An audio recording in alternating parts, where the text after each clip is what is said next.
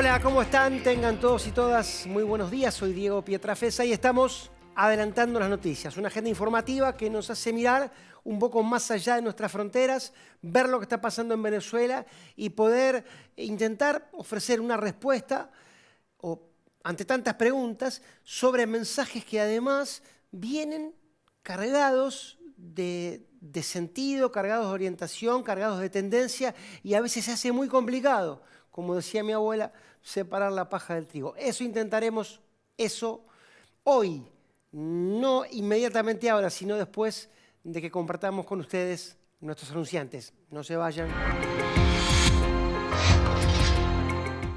En Vicente López la seguridad siempre fue una prioridad. Tenemos más de 2.000 cámaras funcionando y sumamos más patrullas en las calles. Porque cuando de seguridad se trata, no tenemos excusas. Trabajamos para mejorar ayer, hoy y siempre. Vivamos Vicente López.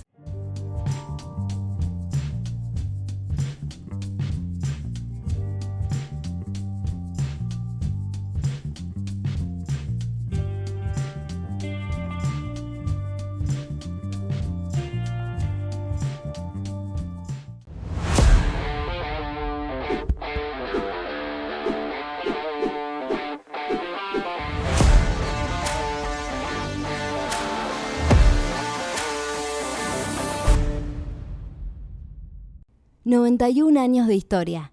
Conoce el Palacio Legislativo. Agenda tu visita guiada en legislatura.gov.ar. Legislatura porteña. Nos une a la ciudad.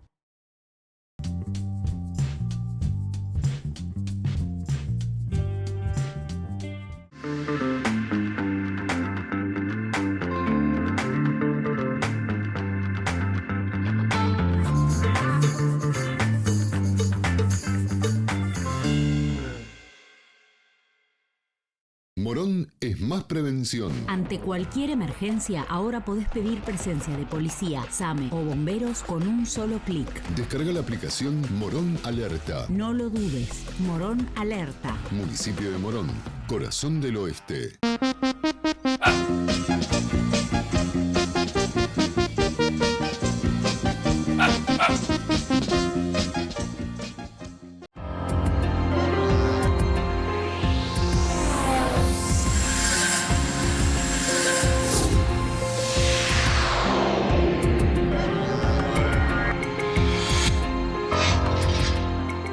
Muy bien, y como decíamos en la apertura, una realidad que nos obliga a ver el mapa internacional, sobre todo América y sobre todo Venezuela, en un contexto de interpretaciones y de análisis complejos, sobre todo porque, como hablábamos fuera de cámara con nuestro compañero Walter, a veces las noticias que llegan, bueno, siempre no vienen nunca solas, siempre vienen traídas por algo o por alguien que también va dejando un sesgo. Pero para zanjar esas dificultades es que convocamos en el día de hoy a Juan Negri. Él es director de la carrera de Estudios Internacionales de la Universidad de Itela. Nos escucha desde Texas, Estados Unidos. Estimado Juan, antes que nada, gracias por tu tiempo. ¿Qué tal? ¿Qué tal? Un gusto. El gusto es nuestro y el gusto es mío también, Walter, de recibirte y de recibirlo a Juan. Sí, señor, para poder hablar de un tema muy caliente, ¿no? Que tiene que ver con, sobre todo, las elecciones en Venezuela y todo lo que ha ocurrido después de conocido los resultados desde el punto de vista del gobierno y la reacción de la oposición, hoy en un estado, la sociedad venezolana, convulsionada después de este acto comicial, ¿no? Sí, y su derrame en los alineamientos políticos que el acto comicial generó el día domingo. Juan, la primera pregunta es la más genérica, es ¿qué estás viendo en Venezuela vos hoy? Yo creo que lo que vimos, lo que estamos viendo todos, no solamente yo, es un comicio rodeado de muchísimas suspicacias. En la previa ya había algunos indicios de que, bueno, de que el gobierno trataba de inclinar la cancha a su favor, la expulsión de algunos veedores, en su momento la proscripción de María Corina Machado, que era la principal candidata del frente opositor. Y después lo que vimos el domingo a la noche es un resultado que no tiene ninguna trazabilidad, no tiene ningún basamento en actas, está rodeado de muchísimos detalles absurdos, como que la primera la primera entrega de datos sumaba más de 100 puntos. Ahora se descubrió que los números no tienen decimales, es decir, son números redondos, lo cual es muy improbable estadísticamente que ello haya ocurrido. En definitiva, un gobierno que, a pesar de que todavía no tenemos confirmación, ¿no? Es decir, lo que muchos países le están pidiendo es que muestre los datos. Lo cierto es que para mí no queda ninguna duda, acá hay un gobierno que perpetró un fraude gigantesco que acrecienta el devenir autoritario de Venezuela, en la que ya está hace muchos años. Walter. Sí, ¿y cómo crees que la reacción social puede llegar a influir en lo que fue, en definitiva, el desenlace electoral del domingo? Sabemos que hubo detenidos, que hubo incidentes, que hay expresiones desde el arco político internacional, no solamente de diferentes gobiernos como el argentino, sino también de organizaciones como la OEA. ¿Crees que puede llegar a influir eso en el devenir de las horas respecto de lo que ha sido el resultado electoral en sí, en cómo pueda desarrollarse el futuro de Venezuela de aquí en más después de estas elecciones? Por el lado de la presión internacional es limitado lo que se puede hacer, es decir, el Centro Carter, el gobierno de Chile, el gobierno de Brasil, los veedores pueden reclamar lo que están reclamando en el caso de Brasil, ¿no? Es decir, que el gobierno muestre las actas. Lo cierto es que una vez que termine de comprobarse que esto no va a pasar, porque es casi imposible que el gobierno pueda mostrar un acta de esto, más allá de la condena internacional no va a pasar nada más. La clave está en cómo esto desencadena un juego en la sociedad venezolana. Es decir, si va a haber marchas opositoras, si va a haber casi que un levantamiento popular, y cómo actúan las fuerzas de seguridad en ese contexto. Si hay muchísima agitación social, y lo estamos viendo, y el gobierno pierde el apoyo de las fuerzas de seguridad, bueno, ahí yo creo que se abre la puerta para un cambio de rumbo en Venezuela. Mientras el gobierno tenga a las Fuerzas Armadas Bolivarianas a su lado y el servicio de inteligencia y todo ese tipo de cosas, mientras esas fuerzas sean leales al gobierno, lamentablemente tampoco va a pasar nada. Es decir, el gobierno ya casi sin ninguna discusión se transforma en un régimen autoritario, pero nada más. Juan, sí, en las últimas horas, por lo menos en materia declarativa, los altos mandos de las cúpulas del Ejército, de las Fuerzas Armadas, han manifestado su apoyo a Nicolás Maduro. Insistimos, esto es una realidad que cambia minuto a minuto y no pretende esto más que poner un pequeño contexto que inclusive hasta a la hora que estamos diciendo esto puede estar cambiando, tan compleja que es la situación. Estaba revisando, Juan, un devenir de todos los actos comiciales en Venezuela desde la asunción de Hugo Chávez, y es cierto que el oficialismo siempre se mantuvo en una línea de los 5 millones de votos, inclusive en sus peores performances electorales. Aún así, esto permite imposible, por fuera de lo que vos bien señalás, y no solo vos, que es del marco probatorio, es muy imposible pensar que el oficialismo pudo haber tenido 5 millones de votos. O sea, parece una cifra irrisoria de alcanzar por fuera de, insisto, el necesario e imprescindible marco probatorio que por el momento no está. No, imposible no es. Es decir, yo creo que es improbable en un contexto donde todo parecía sugerir en la víspera que la oposición iba a hacer una gran elección. Incluso alguna encuesta, alguna boca de urna que andaba dando vueltas por ahí, pero bueno, eso sabemos que a veces puede no ser un instrumento muy preciso. Ahora, como poder ser, sí, puede ser. Yo creo que no, yo creo que es improbable, insisto, pero por supuesto que cabe dentro de lo que podría haber ocurrido. El tema es que no sabemos cuánto sacó el oficialismo. Como decías vos recién, no tenemos marco probatorio y todo hace pensar en la previa, las previas elecciones en Venezuela. Esta no es la primera vez que en Venezuela pasan este tipo de cosas. Lo que pasa es que me parece que esta vez es de una magnitud muy, muy grande, porque los votos para la oposición fueron muy grandes. En el pasado, en alguna vez la oposición decidió no competir, en otra había irregularidades más menores. Al principio el chavismo ganaba elecciones legítimamente, si bien siempre fue un gobierno liberal, ganaba elecciones limpias, digamos, ¿no? Pero todo hace pensar que acá hay un fraude gigantesco, insisto. Ahora, bueno, por supuesto el gobierno debe haber sacado votos, lo que pasa es que no sabemos cuántos. Sí, y en cualquier caso, si hay dos componentes en la contienda, los dos deben decir yo tengo esto y yo tengo esto, cosa que hasta el momento no está sucediendo.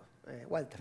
El camino hacia estas elecciones planteaba la posibilidad para que el gobierno electo, sea la reelección de Maduro o el gobierno opositor, en este caso con la representación de los partidarios de Corina Machado y Edmundo, se me acaba de ir el apellido del candidato ganador, para los votantes, pero no para el gobierno. González. Edmundo González, gracias por la ayuda, Juan.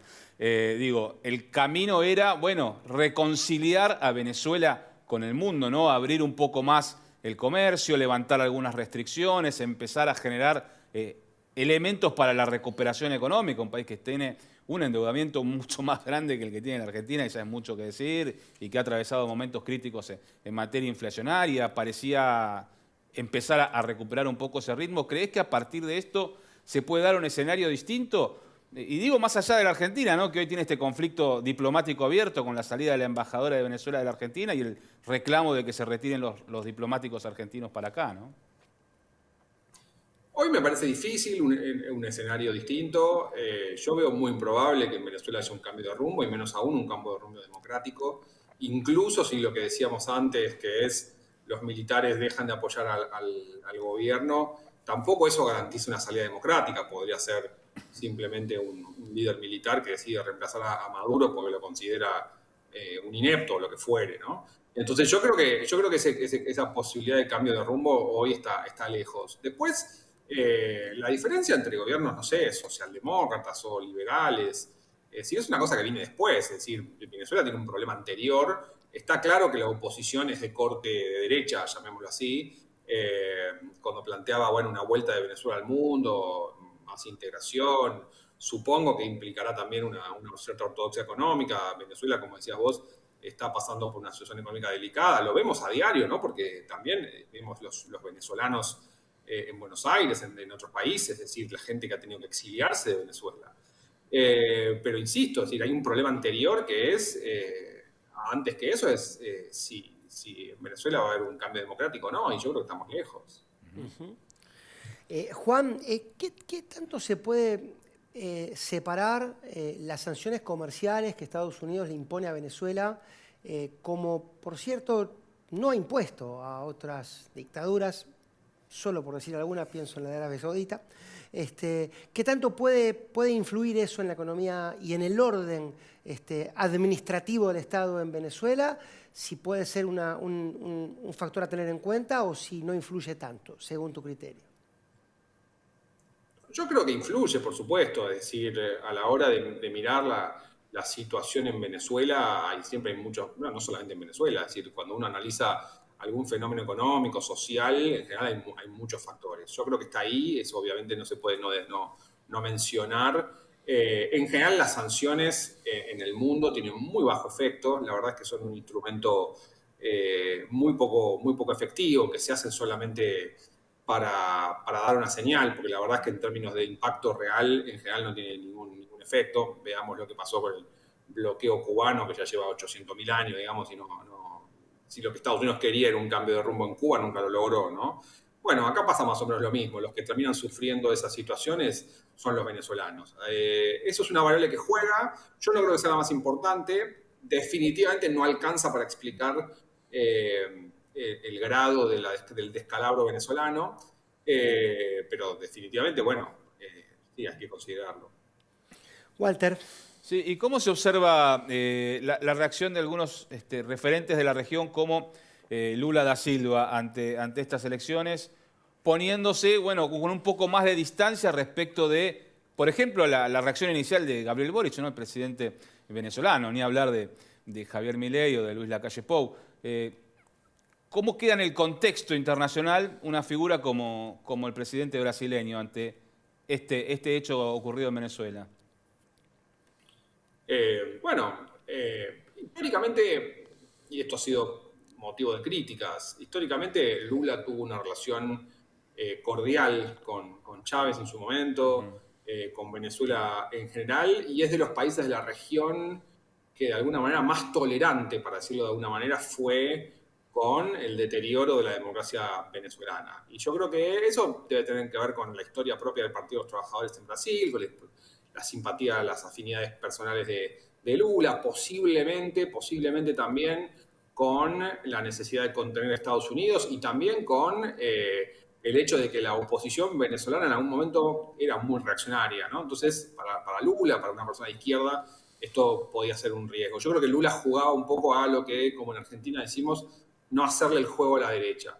Históricamente, entonces, fue demasiado precavido, para mi gusto, en términos de la condena a lo que estaba pasando en Venezuela. Y un poco ahora optó por el camino de mayor moderación. No es el único, varios países europeos también están en esa línea, que es, bueno, no vamos a hacer ningún juicio de valor sobre el resultado, que es lo que no hizo Boric, por ejemplo. No vamos a abrir un juicio de valor sobre el resultado, pero tenemos que mirarlo, tenemos que ver los datos, digamos, tenemos que ver las actas, tenemos que ver de dónde sale ese número. O sea, cuando uno en una elección en un país democrático dice, bueno, saqué 150 votos, eso quiere decir que, bueno, saqué 30 en Buenos Aires, saqué 20 en Corrientes, y vos podés trazar eso. Acá no está pasando eso, ¿no? Entonces, yo creo que esta camino moderado, que no me parece mal en principio, y también responde a un Lula que históricamente fue bastante tolerante, insisto, con Venezuela.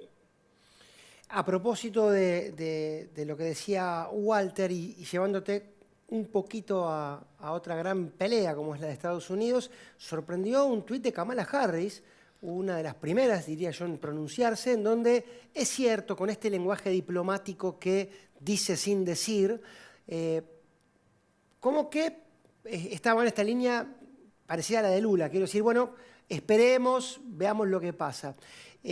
¿Cómo ves vos que puede influir esto en Estados Unidos? Y ya llevándote a ese plano, antes de despedirte, ¿qué crees que está pasando allá, en el país del norte, con la renuncia de Biden y con esta pulsión que, según dicen algunos, y también te quería preguntar tu opinión, un triunfo de Trump beneficiaría o sería muy esperado por el gobierno de Milei? Bueno, en relación a Venezuela con Estados Unidos, es cierto que el tuit de Kamala Harris, la actual vicepresidenta, es llamativo porque es un tuit que en principio parece sugerir que, bueno, que los venezolanos votaron a Maduro y hay que respetarlo. Uno podría haber imaginado que los Estados Unidos se iban a alinear mucho más en el lado de, bueno, impugnar los resultados. Dicho eso, Venezuela hoy no es una prioridad para Estados Unidos. En algún momento estuvo más arriba en las prioridades durante el gobierno de Trump, pero la verdad es que más allá de las sanciones y todo eso, lo cierto es que no hay acá un interés de Estados Unidos, ni de invadir, ni nada por el estilo. Es decir, hace poco volvieron a comprarle petróleo a Venezuela, así que mientras esto no derive en una guerra civil, y eso produzca un desequilibrio geopolítico, Estados Unidos, para ponerlo mal y pronto, no le importa mucho, ¿no? Y en relación a acá, lo que está pasando en este momento en Estados Unidos, bueno, ya parece muy evidente que Kamala Harris va a ser la candidata del Partido Demócrata después de que se bajó el presidente Joe Biden para un segundo mandato. Todo parece indicar eso. Estamos en el momento, está el Partido Demócrata buscando quién será el candidato a vicepresidente, y hoy la elección está en una situación en la cual Trump es favorito, pero la elección no está cerrada. Es decir, faltan 3 o 4 meses, con lo cual hay tiempo para que Kamala Harris logre una densidad propia y arme un discurso. Hay que ver si puede cerrar la brecha que la separa de Trump, según algunas encuestas, en los estados más importantes. Walter, la última. Sí, me quiero quedar con este tema también. Se está hablando y mucho acá, como decía Diego, de que una victoria de Trump podría ser beneficioso para el gobierno argentino. La relación del gobierno argentino con el Partido Demócrata, ¿crees que tiene un camino de crecimiento si es que es Kamala Harris la que gana? ¿Ves la posibilidad de que, más allá de que no sea Trump el presidente en los Estados Unidos, Argentina tenga un beneficio de la relación con ese país, sobre todo en momentos en los cuales se están negociando un nuevo acuerdo con el fondo, ¿no? Argentina tiene muchas necesidades financieras. Sí, es decir, Estados Unidos es un país muy pragmático muchas veces en su política exterior. Es un país que la ideología, más allá de lo que habitualmente se piensa, no es tan importante. Es decir, si tiene que negociar con comunistas, negocia con comunistas. En su momento también lo hacía. Es decir, cuando son sus intereses, avanza. Entonces, más allá de que Milei ha manifestado muy claramente que prefiere que gane Trump y se considera aliado de Trump, fue a la conferencia republicana conservadora, creo que fue en marzo o en febrero, ahora no recuerdo bien, pero digo, más allá de que hay una cierta afinidad ideológica entre Trump y Milei, yo creo que el gobierno demócrata eventualmente estaría abierto para algún tipo de negocio, llamémoslo así, es decir, no necesariamente de brazos abiertos, pero para seguir trabajando en esos temas. Argentina no es muy relevante para Estados Unidos, es decir, es más lo que Argentina saca de esa relación que lo que saca Estados Unidos. En términos comerciales, seguro. En términos geopolíticos, bueno, tener un aliado proestadounidense en el cono sur, yo creo que está empezando a ser cada vez más importante, así que ahí Argentina podría aprovechar ser un país amigo. Pero no veo tantas diferencias entre que gane el Partido Demócrata y el Partido Republicano, más allá de alguna cuestión fundamental, como puede ser la afinidad personal de Milei con Trump, o el tema de la inflación, que también es importante, el tema de la inflación en Estados Unidos, ¿no? Claro. Porque eso afecta el nivel de las tasas y eso puede tener un efecto en Argentina, ¿no? Juan Negri, desde Texas, muchas gracias por tu tiempo y por tu generosidad al compartir este diálogo con nosotros. Te mandamos un abrazo desde aquí. Les mando un abrazo grande. Muy bien, Walter. Menuda charla, menudo análisis. Sí, señor. Está bien, dentro de todo, salir un poco de la economía. Es cierto, con temas que siguen siendo densos, pero mirar un poco hacia afuera. No te vayas. Bueno. No se vayan ustedes tampoco. Una pausa y seguimos con el programa. En Vicente López, la seguridad siempre fue una prioridad. Tenemos más de 2.000 cámaras funcionando y sumamos más patrullas en las calles. Porque cuando de seguridad se trata, no tenemos excusas. Trabajamos para mejorar ayer, hoy y siempre. Vivamos Vicente López.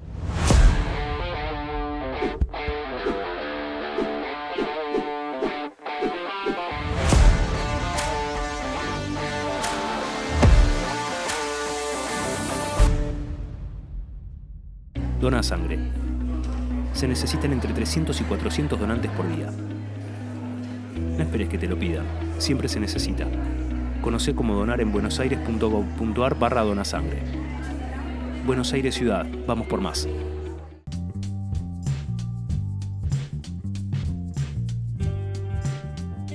Morón es más prevención. Ante cualquier emergencia, ahora podés pedir presencia de policía, SAME o bomberos con un solo clic. Descarga la aplicación Morón Alerta. No lo dudes. Morón Alerta. Municipio de Morón, corazón del oeste.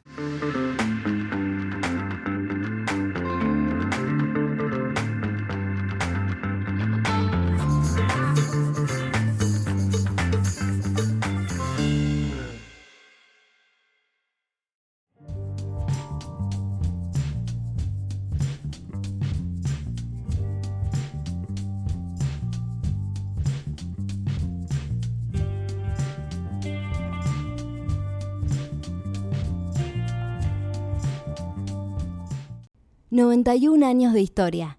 Conoce el Palacio Legislativo. Agenda tu visita guiada en legislatura.gov.ar. Legislatura porteña. Nos une a la ciudad.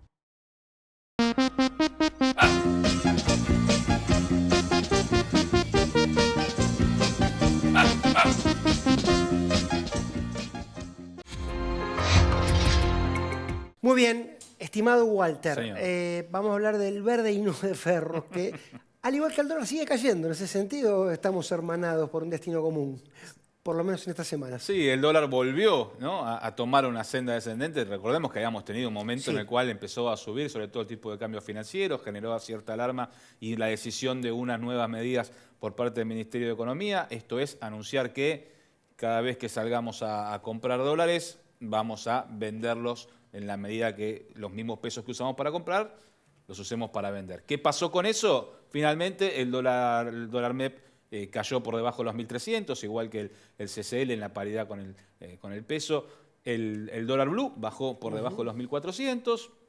Está un poco más achicada la brecha cambiaria, que es algo que siempre preocupa y mucho al gobierno. Ahora, junto con ello, lo que pasó fue que el Banco Central empezó a perder reservas. Las reservas, ¿no? Las reservas que están cayendo, no solamente por este tipo de operación, que le deja un saldo pequeño favorable, porque siempre lo que se compra el valor del oficial y lo que se vende al financiero, esa brecha le suda al gobierno, sino porque empezó a pagar las importaciones que estaban pendientes, cada vez en un porcentaje mayor. Eso, más vencimientos de algunos bonos que se fueron dando en este tiempo, bueno, forzó a que se fueran soltando dólares de la reserva. Y en esta circunstancia, las reservas se van achicando.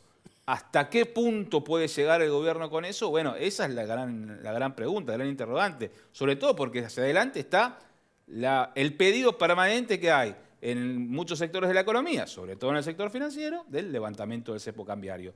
Sin reservas, eso va a demorarse. Y las retenciones, ¿no? Brevemente, para comentarlo nada más, Milei los dejó esperando, ¿no? Sí, el campo salió a pedir en la rural, como se esperaba, una medida al respecto, ¿no? de quita de retenciones, o por lo menos pónganme una fecha de cuándo se van a quitar las retenciones.